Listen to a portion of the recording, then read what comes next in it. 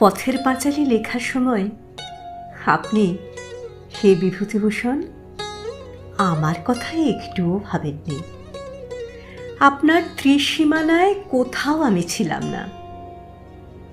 পরে কাহিনী জমানোর স্বার্থে সমালোচকের পরামর্শে পাঁচালীর পরবর্তী পর্যায়ে আমি এলাম হরিহর আর সর্বজয়ার ছন্ন ছাড়া সংসারে ইন্দির ঠাকরুনের কোল ঘেঁষে ছোট্ট বিড়াল শিশুর মতো মায়া মমতায় আমার পুচকি ভাই অপুকে ভরে দিতে।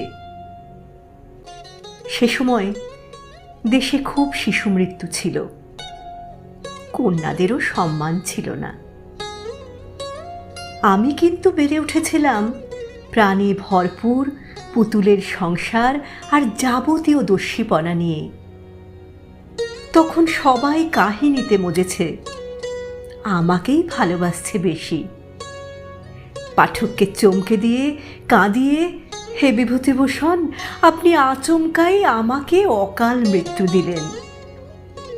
বড় হলে দুর্গা ঠিক কী রকম হবে তা আপনি একটুও ভেবে উঠতে পারেননি। আপনার পথের পাঁচালী শুধু অপুরই পাঁচালী, দুর্গার ঠিক ততটুকু যাতে অপু আরও পুষ্টি পায়। আমি বেপরোয়া জেদি আর আপনারও অনিচ্ছুক কন্যাদায়।